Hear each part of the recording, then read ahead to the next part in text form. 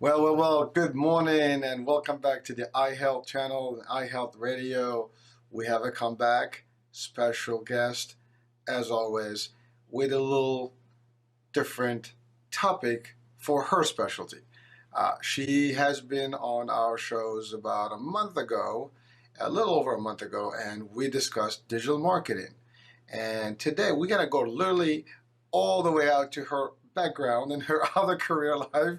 And she's going to talk to us about something that is probably dear to us in the last year and even going forward in our lives because of COVID and the pandemic. Breathing correctly, filtration, oxygenating, air circulation, air quality, all that good stuff has been a big concern. And so we're going to try to bust some of the myths. We'll talk about some of the things based on Monique Idemudia's experience prior to her digital world, which probably goes with her a whole life. So again, with us today, I was talking all like in secret and almost like in a very ambiguous way. But we have Monique Idemudia with us today. She's back. She is the president of the Dragon Digital Marketing. So if anyone wants to get into the online digital marketing, all the aspect of it, please seek her services. She is great at what she does. All right. But we had a conversation, and part of the conversation I was trying to figure out her background, and it was interesting that she had a whole different world of understanding of building filtrations and filters and all that stuff. And I'm not even sure what the terminology and the technical terms would be, but I'm going to leave her to give us all that good juice and content and insights. So Monique, welcome back. Hi, I'm so happy to be here. Thanks for having me. By the way, Monique, I'm following you. I mean, on LinkedIn, I see you on all the different podcasts. So keep up the great work and just keep doing what you're doing. So, Monique, I know last time we talked about digital marketing. We talked about the different aspects of digital marketing, and there's a lot of good stuff. And we talked about how you can do business. But today, as I had mentioned in the introduction, we're going to be talking a little bit about your previous career or previous knowledge.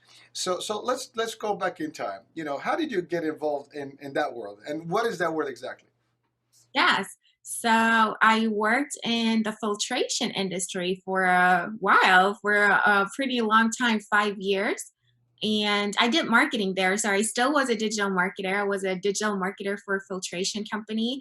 And I learned a lot about filtration during that time and HVAC and industrial filtration, as well as, protecting people and their living spaces and all of that. And it's all about, purifying the air, purifying the water, just purifying environments to protect people, to make sure everybody stays healthy. And yeah, that's what it's all about. Well, it is obviously tight, with the current events or this last few months events. I mean, certainly since the beginning of the pandemic, air quality, filtration. There's this fear. Where do I go? The buildings. That we've seen articles, we've seen posts, we've seen even media talking about quality of air, building filtration, changing filters, doing this, everything that has to be, I guess, viral compliant or Yeah. viral, what do you call it? Proof, virus proof, I would say. So let's go about what are the different types of filtration. I mean, there's water filtration, air filtration. I mean, there's some people work in these massive buildings and pretty much the whole air. Even there's no windows, everything's shut down. So there's a lot of that. So take us back on that journey and give us a little bit of breakdown on how it all works. Right. So basically, there are three fundamental states of matter, and you can filter that. So there's air filtration, then there's liquid filtration, and then there's gas filtration. So yeah, that's basically what you can do. Or you can filter solid particles as well. So it's basically solid, liquid, or gaseous. Air qualifies as a gas technically, but in the industry, we differentiate that a little bit. When we talk about gases, we typically talk about like gases from chemical processes that are that are not air, basically. Right? So, and that's what you can filter. Yeah. And then there's different filters and there's different filtration mechanisms to filter out the stuff that we do not want in subsequent process steps. So ultimately, quality of air means quality of oxygenate in your body, better brain, better function, better health. The whole works, right? So it is a Yeah. big deal. And talking about air, we can't live without it. Ultimately, I mean, air and water. I mean, that's basic elements, right? So and both of them somehow, especially in the light of the pandemic, people are concerned. There has been so many theories and different things, and in the beginning, people were skeptical about the virus, and then people got serious about it. We were told there was no need for a mask; it was only for medical, and first, I guess responders, and then ultimately the directives, worldwide was, hey, let's put masks on. But then recently, we also heard about, now that the regular masks don't really work. You need to double them up at least, to get a better, I guess, potency, right? But people, that's on the mask, right? And then some of these masks are made for industrial, use. Some of the masks are used for like surgeons, medical space. We talk about N95. Um, are they 100? I mean, I'm not sure how much you know, but are they really that good? Yes, they're really that good. That's the short answer. The long answer is that, bacteria, viruses, fungal spores, everything that's in the air, they're solid particles, right? They're physically there. They exist. They're very tiny, so they're on a micro scale. Their size is like the fraction of a millimeter. So they're like, yeah, really part of the microcosm. That's what we talk about. So they're really tiny, but they physically exist. So if there's something in their way, so to speak, that they can't pass through, so you have a mask in front of your nose and mouth, and they physically can't pass through because it's an obstacle for them and they stick to that surface and can't enter your system. It protects you. And there's different fabrics and different filtration media that are basically designed to filter out different types of particles depending on how coarse or how fine a particle or a virus or bacteria or whatever is. So viruses are really, really small. They're on the back end of the spectrum, so to speak. So there's not a lot of things on this planet that are smaller than viruses. They're a lot smaller than bacteria. They're a lot smaller than the cells in our body. Even that's why they can attack them and they can, penetrate inside and cause damage there. So you need a really, really fine and densely packed material that the masks are made of that almost looks like a solid surface where nothing can pass through to really make sure that it doesn't let any viruses through. And the N95 masks have a filter medium that is made out of a material that doesn't let viruses pass through. Whereas other masks, like the regular surgical mask, or if you take like normal fabric like this and you maybe DIY a mask from like an old t shirt or blouse or whatever, they have a lot coarser grid of mesh, so to speak, how the fibers are yeah are done are woven together or spun together or knitted together. There's different techniques how you can make the fabric too, right? And yeah, the N95 masks, they're basically designed to not let viruses pass through. For the naked eye, you may not always be able to see the difference, but you can definitely see it under a microscope that they're a lot more densely packed and they will not let any viruses through to 99.999 whatever percent. So they're pretty safe and they keep you safe, and it works to wear them because it's a physical thing. So the viruses exist, they're there, they're just really small. And if they have a barrier that they can't pass through, then they can't pass through there. It's So, basically like a sieve, yeah, well, for pollution. Yeah. it's again, the reason I asked the question is that, you know the problem with the N95 is that they're limited. in terms of who can get them, even access wise. I mean, to buy an N95 right now is almost like very difficult to do. So a lot of people tend to just buy the pack, the either the blue ones like surgical masks, and some of them are not even surgical grade or medical grade. So they're not really, to your point. I mean, if you literally look at the sun, you probably can see some rays through, in some of those. And some people have showed tests where they blow into a candle, and you can see that the candle can actually get turn shut down, whatever.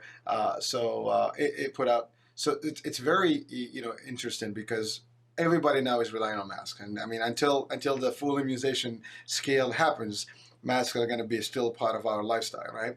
And I hope that eventually it will disappear, but until then, we have no choice. But people are still, and we've seen throughout the whole course of the year, despite the masks and all the precautions and social distancing, we still had cases that were in the uprise, and they've been I mean right now it's a little getting better, but for a minute it was just like back to where in the beginning of the pandemic, and so could it be? I mean, had we had, for example, just in your opinion, more N95s, would we had maybe avoided, some of the problems that occurred later on? I think that's the answer for me is yes. But unfortunately, we had no choice, right? Um, Also, some people may say, well, it's not working for me because I can't breathe in the mask, and then there was also controversial elements out there in the world that everybody says, well, mask, you are breathing back your carbon monoxide and whatever, and it's not healthy. And there was a big debate. I mean, in social media, talking about digital marketing, there were posts that were put down. There was Facebook, then there was like fact checking. So it became a whole different topic of the hour, and it still is to a degree.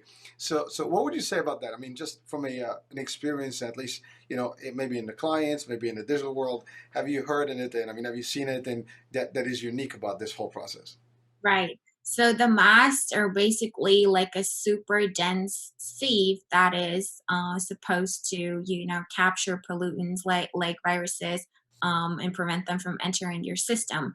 But it does have tiny holes inside. It's not like a solid wall. Otherwise, you wouldn't be able to breathe through it at all. So it does let some air through, and it does have some tiny holes in the structure, like every material, every fabric has, because yeah, it consists of fibers, and a lot of fibers together make up the surface of any material. So that's just the nature of it. It wouldn't be like woven or a non-woven material if it didn't consist of fibers and it was just like a piece of plastic, like a face shield or something, for example, is. But it's just the fact that it lets less air pass through than without the mask, right? There's a physical barrier in front of your face that protects you from viruses, which also means that it allows less air to pass through.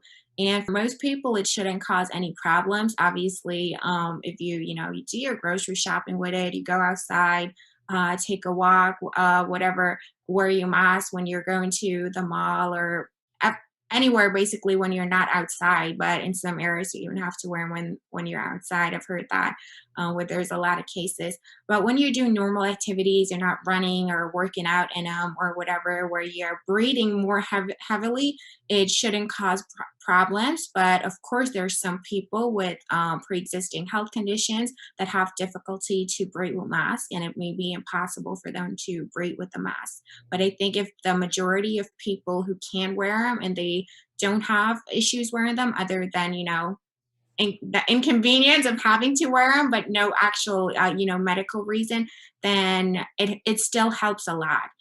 Every little bit helps, and it's like a chain reaction. If you can prevent one person from being infected, you protect dozens, maybe even hundreds of people down the line if you stop the chain reaction at some point.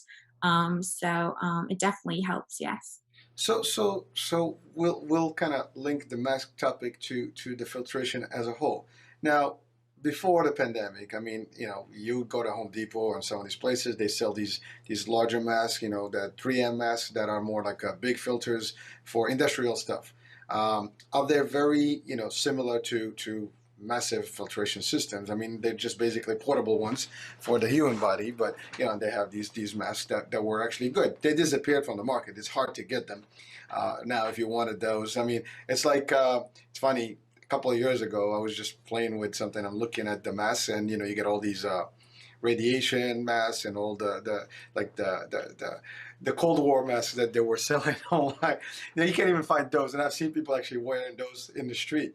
Some of the folks that may have had them, and they're like basically a full hairgear with these massive, filters, and they walk with it. And then now we've seen also a trend in some fancier masks that have a little bit of a filtration, device on the side or something like a plastic, air flow.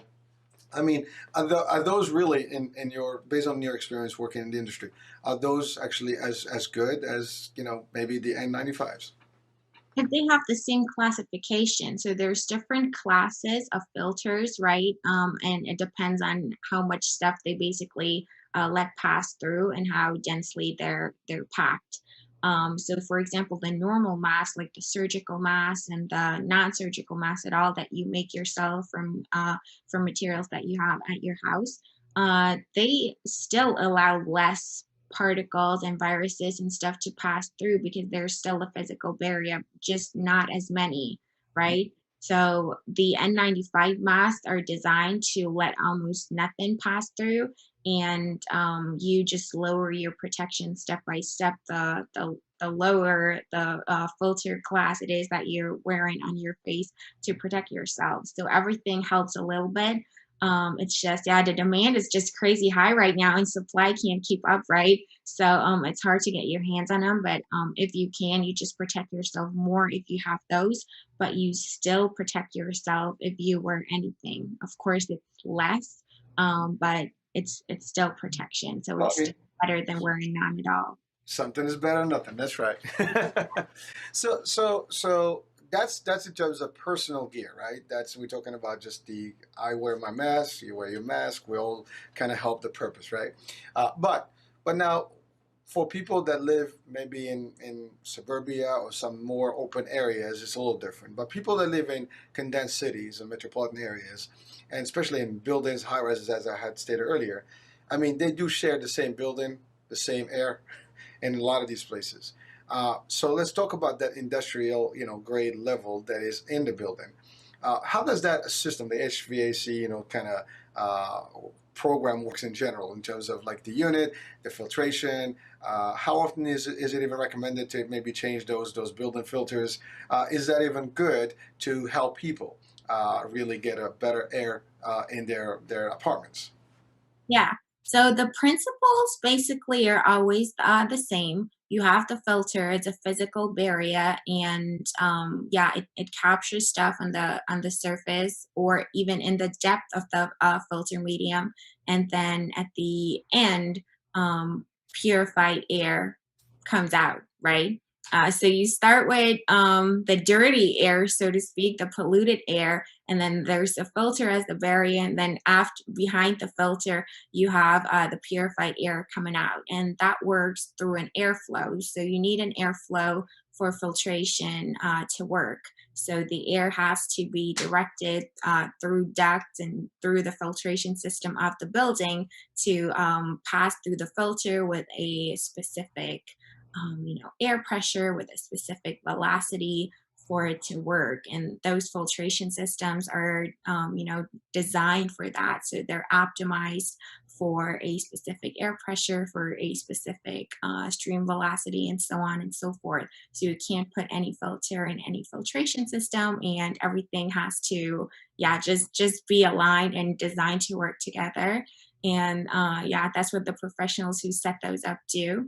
And it has to, a filter has to be changed when you just can't guarantee the full efficiency anymore. So at some point, if it's too full, basically with stuff that it has collected, it needs to be changed, and that depends on how what a purity level you want. Like what are you okay with, right? Do you want 99%, or are you okay with 95% of the efficiency, or are you okay with like 80% of the efficiency left? So that depends on the standards that you have, basically. Yeah, how often you want to change it. So I mean, in general, if the building maintenance is done correctly and there's oversight, I mean, people should be comfortable enough that the system will do the right thing for them. Obviously, they have to take precautions, and I mean, again, when we're talking buildings, I mean, you do share, common hallways and elevators and stairways with other folks. So definitely, when you walk out of your apartment, you have to be, taking all the precautionary, necessary steps that you need. But so that's interesting. Now, the industry itself. I mean, how large is it? I'm just curious.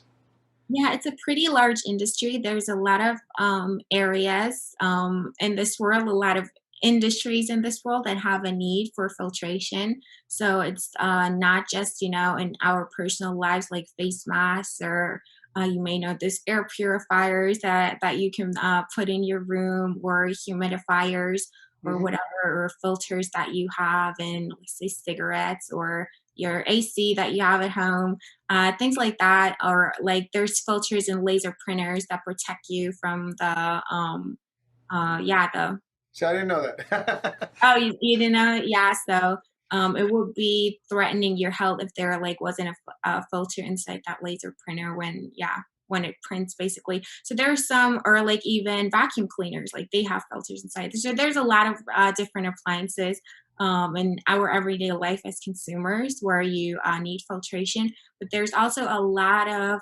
industrial applications that have to do with, sustainability, protecting the environment, preventing pollutants to reach the outside air, basically, and pollute our environment. Like we see in a lot of Asian countries where there's a lot of pollution, and people, like long before COVID, had to wear masks stepping outside their house because there was so much smog and stuff in the air and things like that. And then it's also about optimizing processes. Sometimes you just need cleaner air to have more products that make it through the quality standard. Like let's say for example, in let's say when cars are painted, right, in the industrial painting industry, if there is a lot of particles and stuff in the air, it causes paint defects. Like you can see it, it's not perfectly painted, right? There's little imperfections, little bumps, little whatever, if there's dust or grains of whatever in the air, and just mix with the paint as it's sprayed on the surface. So the cleaner the air is, the less paint defects you have, and the more parts are perfectly painted. So you don't have to scrap them. You just optimize your process. You lose less money. You just, yeah, improve the entire process. So that would be a great example. Or in the food industry,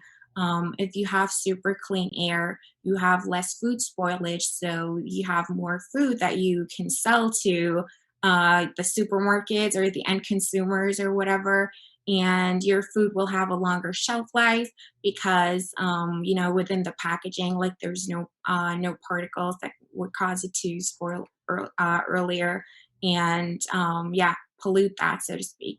So there's a lot of different applications that you wouldn't think of as just a normal everyday person that require filtration. And yeah, it's a pretty large industry. It's oftentimes also required. There's regulations that have to be met. There's only a certain amount of pollutants that can be in the air when you like blow it out, basically out of the plant, out of the production hall and stuff like that. And it's controlled, so there's government regulations on Was that how DEP much. and or EPA? Excuse me. Was that DEP, EPA, that kind of those kind of agencies? Yeah, that, and then for the food industry, it's the FDA that regulates it.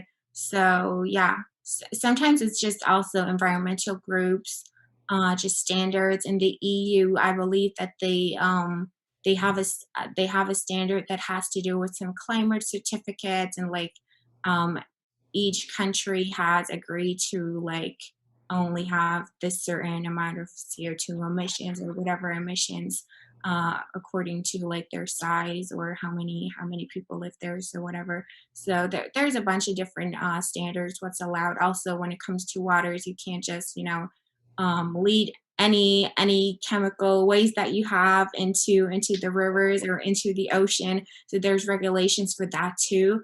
It has to be filtered. So they still can do that and still can put some stuff into rivers and oceans and things like that, but it has to be filtered before that's the worst part, so to speak, are no longer in it. And yeah, there's a need for it.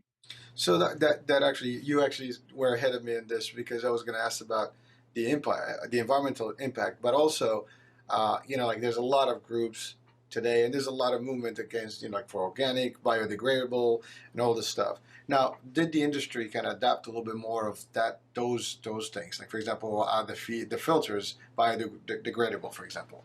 I mean, I'm not even sure if that's possible, but there's a lot of innovation right now in all the aspects to try to help the environment by introducing some nature friendly stuff. And again, I know all industries are adopting, some of these things. To what degree you think, I mean, based on your knowledge, that that the industry has gone right now? I mean, yes, they do the basic stuff that is standardized, but do they do more in terms of just like being ahead of the game? Yes, for sure. And it's also super requested. A lot of people are more conscious about, their environmental footprint. So some filters are biodegradable, some are not. Some are even reusable, and you can wash them and literally put them in an industrial washing machine and reuse them again a couple of times until you have to buy new ones. It depends on, the application, what you use them for as well, and the material that the filter is made out of, so to speak. But yeah, it's a trend, and it's very big in the filtration industry because sustainability is a big topic in general, and one of the main purposes that filtration serves to. All right. Well, thank you for that. Now there is a big concern. Well, at least I think there is, uh, in the I guess the airline industries. And the reason I'm saying the concern is that, obviously, if you're traveling for an hour or 2 hours is one thing, but if you're traveling across, to the other continents, or across the Atlantic or the Pacific, or going south to Australia, whatever you're going, the distance is long, and now you're in this small aircraft. Well, it's not physically small, but I mean, compared to any other buildings, they're very tight spaces, and the air is basically recycled over and over. Um, do you know of any, I guess, changes or enhancements that have been put in place today to maybe tackle the topic of COVID or similar viruses and things like that? Yes. So there's basically hardly any filtration system that uses 100% recycled air and recycles the very same air over and over again. There's a certain percentage of fresh air that is fed into the old air, so to speak, and mixes with that. So you have some air changes going on there. And you can play with that. It's like a variable, so to speak. You can use more or less, so you have more or less air changes per hour. And if you use more fresh air, let's say it used to be 10% and now it's 20 or 30%. And then you also increase the circulation, so to speak, so you have more air changes per hour too. And you, yeah, circulate it faster, so to speak, so that the old air doesn't stay as long in the same room as it used to. You can get it pretty purified. Yeah. And I Well, we're talking think airlines. That works in airlines, yeah, in a plane. They yeah. actually, wow. See that I would have never thought about that. That they actually circulating fresh air. To a One. certain degree, yeah, a little bit, yeah. Okay, all right, that's cool. I mean, again, the reason I'm asking the question, obviously, people have concerns traveling right now. I mean, considering that a lot of travel is limited, but certainly everybody's eager to travel. And now you have to have the mask on while you're in the air, but still people are concerned. I don't want to be close to people. I'm not sure if the air is clear. I mean, I'm not going to be suffocating. I'm not going to be, I have, recyclable air here and I have a mask on. I am really not going to have it. So a lot of people would probably choose not to travel. So the idea is to share that, it's still good. Wait, you can still travel. There's still going to be good breathable air and things like. Now, of course, we're not, specialists in this, or doctors, or we can give that kind of advice, but at least based on the industry, there are some real valid things and enhancement that are being put in place to kind of accommodate for these things, and hopefully the fears can go away. So I mean, you really give me something told I never thought that that would be the case, because I'm just thinking like, where are they going to get the air from? It's kind of scary, but yeah, I mean, it's interesting that they do have to compensate and recycle as they go, maybe a longer distance. That process is repeated, so that's pretty interesting. All right. Well, I mean, I'm assuming that's standard now in all I airlines. hope so, yeah. Not an expert on, the airline industry, but I hope that they, just yeah, just have increased the amount of air changes and use more fresh air or whatever, have level up their filtration systems and, just improve everything and make it stricter and stricter and aim to achieve the best possible outcome and the cleanest air that they can possibly have. That would Well, someone is watching us today, and they have expertise in that. Would like to have them on the show. Maybe they can give us more. But certainly, it is going to be a topic that would be pretty much interesting to hear more about in detail. Um, now, um, we talked about different filtration. We talked about air. Uh, we talked about a little bit about water. But now the water filtration. I mean, it's the same industry more or less, but now it's just applications can be more broad because it's a little different, and it's anything that has to do with water contained anywhere. I mean, whether it's seawater, river water, mountain water, lake water, whatever, or just household water that's being produced. I mean, I know I took a tour on a ship one time, and just to understand how the water filtration, how they do the black water, they have different names for these things, and because they want to separate them, and then how they kind of neutralize them, some of these things, and then they put them into the sea clean, and some of the all the stuff that is bad for the sea is actually removed and kept on the ship until they go on land. So it's pretty interesting how they do all those dynamics. And so in your experience, how intense is that? I mean that is, again, water. We talk about air, and then water is just as important. And you said earlier, I mean, rivers and sea, you don't want to just dump stuff in because that would pollute everything. I mean, if we have protection on a laser printer, I mean, we should have protection in our rivers, right? So to what degree you think that is being really controlled? I mean, I'm sure there's got to be limitations to what people can do, because I mean, you can control as much as you want. There's always, a risk, right? But what systems that you're familiar with that can be either used in home or in an industrial building or in general and just in public? Yeah, I think it's equally important because it's all part of our environment, right? Our waters are important, our air is important. Yeah, we live in this world, and it's equally important. There's a lot of things that you can do with water as well, starting from filtering your pool, for example. There's a water filter in there that filters that water, You're in the south. You're in Florida, right? right? That's okay. Yeah. We're in the north right now. Pools are closed. But there's public pools as well. They have filters as well. Yeah, if you have an aquarium or whatever, there's shower heads with like filters inside, so your water is like less scaly and just, yeah, softer, feels better on your skin when you take a shower with that kind of shower head. So there's a lot of applications and a lot of things that you can filter out of your water. Water can have different pH levels. It can, be more acidic or more alkaline. It can be harder or softer. So there's actually like a degree of hardness in water too, depending on where it comes from. Like on the country, water may be better than the water in a city or whatever. If you live in the mountains or whatever, and you get your For water sure. from Spring spring, water. right? You Actually, have I did spring try. water. I There's a lot of differences. Yeah. Actually, I did have a good experience. I was on in the Pocono Mountains, and there was a nice little stream. It was like just about spring, and that water was the purest possible water. I mean, again, from an eyesight, it looked pure. I don't know, but it did look like really pure, just coming down the mountain, filtered through the ground, and it tastes so soft and so delicious. I mean, water doesn't have a taste, but really, like, you almost kind of feel the taste for it. So you're Yeah. right. I mean, and people buy actually spring water for that reason. Again, when it's put in a bottle, it's not really as fresh as it's in the stream, but certainly it gets to you to a degree. Right. But you're right. There's filtration on the fridges, right? Everybody has a fridge. I mean, there's water that's being circulated through, and that might be one. It is a big thing. I mean, a lot of people buy their own filters.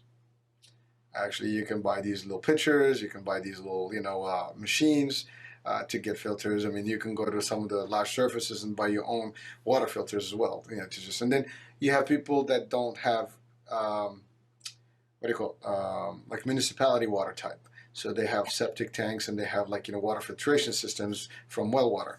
That's another component. Now those are like serious filters. I mean they're not just light filters. I mean they do have multiple particles and multiple components to make sure that the water is really cleaning up. Yes, there's even different filtration stages, and each stage specializes in filtering a different component out of the water. So municipals, they go through a couple of steps, and they have a couple of those huge tanks where the water, passes from tank to tank through different filtration stages until it's really clean and purified. So it's not just one step from, dirty water filter and then clean water, but it has to be filtered a couple of times. And typically, what you do, like you filter the coarsest things that you don't want in there out first, and then you go finer and finer and finer until yeah, you're really purifying it to the cleanest level that you want, and that's how you do it. Is that the osmosis process? Is that what that is? Because I mean I've heard that word and I still can't figure out what it Yeah. is. It's But typically strategically directed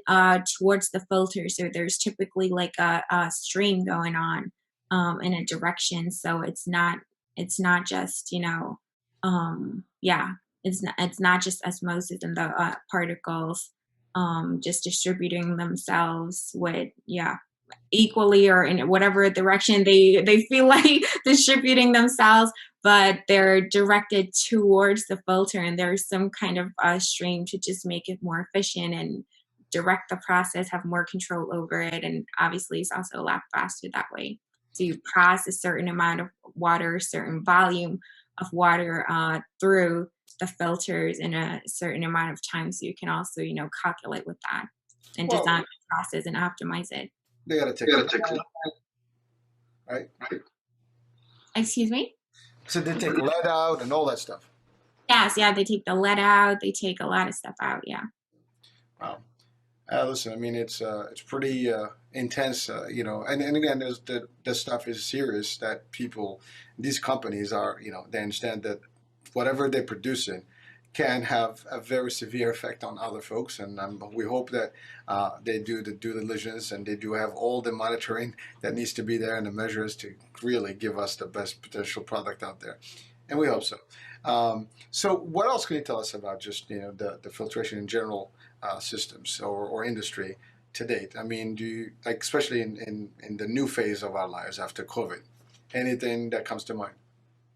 Yeah, I think COVID has made all of us more health conscious and called attention to a lot of things that we took for granted, or we didn't even like realize that they existed and they're there. And if it stays like that and people are more conscious about it and about their own consumption behavior and the environment and everything, I think it's going to benefit all of us in the long run. Well, I think that's a very true statement, and you're right. I think everybody now is aware, and to a degree that we were not before, and everybody is more conscious about it, and everybody's doing their part, which I think before we might not have been to that degree. so, so well, listen. Uh, I think there's plenty of content here that we've shared, and so now I want to just go quickly and close out with a little bit about you and the digital marketing world. So I want to bring you back to your element today. How what would you tell us a little bit about just maybe a strategy or two that you would like people to hear about it right now in terms of digital marketing? Yes. Always talk in terms of the value for people. So the filtration industry It can get really, really technical, and there's a lot of numbers involved and a lot of engineering involved. And yeah, it's super technical. There's a lot of features that the filtration products have. And as a marketer in that industry, just like in any industry, you have to translate that into benefits and values for the end consumer, what they get out of it. So you don't want to, talk about how efficient your filters are and, what they do and what features they have, but you want to talk about that you protect people, you protect the environment, you make the world a safer place, you help people to live more carefree and to, yeah, not have to be worried about getting sick because of their environment that they live in.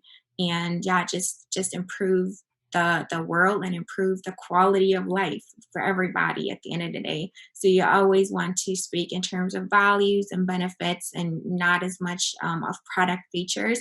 And I think that one of the most valuable assets that we have is our health. So we should take it seriously. Everybody wants to be healthy and free of pain and just have a happy life. And that is a much stronger marketing message. And yeah, the art really lies within the communication of the people who work for the product and the engineers and everything.